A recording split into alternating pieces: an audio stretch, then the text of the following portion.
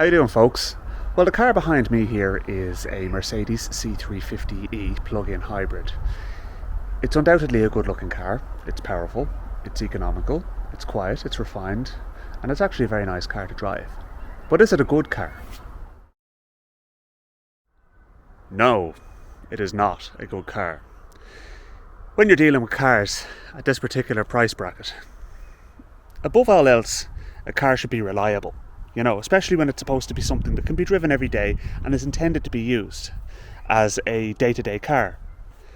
But when a car can't tick that box and achieve that, it brings into question how good the car actually is.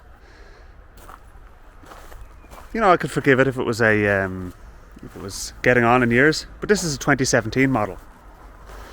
It hasn't got much mileage. In relative terms, 92,497 kilometres is not much mileage. And you know what? I'm annoyed at Mercedes for this. This is my dad's car. He spent a lot of money on it. It's his pride and joy. He's very proud of having been able to buy this car for himself, okay? This was a real treat for himself. It's not like he was able to just go and write a cheque to go and buy it. No. So, why should he be let down by this? Okay, so let's get into the nitty-gritty on it. He's had it for 2 years.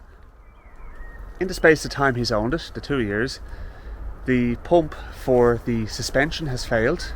The wiring that goes into the boot lid for the rear view camera failed and had to be repaired. So he had no rear view camera, which is a feature of this car and it should work.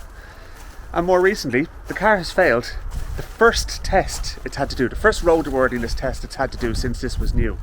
Because it's a 2017 car, a car within the first 4 years of its life in Ireland doesn't have to do roadworthiness test, okay? Which I think is fair enough. But this car, the first roadworthiness test it had to do, it failed because of an imbalance in the rear shocks. The dealership wants €300 just to look at the problem. What? Are you actually serious now? So, not only are things going wrong, but the money is crazy to get them repaired, okay? And that's before there's any repairs done. There's also another intermittent fault which is really causing me alarm for his sake, and that is that periodically the engine will shut off and it will say that the engine is out of fuel and it's running on hybrid alone and that he needs to get to a garage immediately, even if there's a half a tank of fuel. It'll come good again after a little bit of time. But my belief on these type of things is it's never going to fix itself. It's going to end up going wrong permanently, and God knows what that problem is and how much it's going to fix. I did a review on this car about a year ago, and if you go back through my previous videos you will see that review, but I'll post the link up here and you can have a look at it. But yeah, I was kind of extolling the virtues of the car and how nice it was to drive and everything like that, but when it's on the back of the tow truck it's not very nice to drive, and when the suspension collapsed, when the pump failed, that's exactly where it had to go. It's a 2017 car, folks. This is not what's supposed to happen with a 2017 car. Mercedes, you really outdid yourselves with the unreliability, and to be honest with you, Mercedes, you should be ashamed of yourselves. The thing about it is that Mercedes seem to enjoy a reputation for making a good car that they just don't deserve, because to be honest with you, I have seen too many instances with Mercedes where they've proven to be unreliable or poorly built, and this is not the first time. I've seen several, and I don't rate them, to tell you the truth, but this one is a particularly problematic one simply because of the fact that the complexity of it is just insane.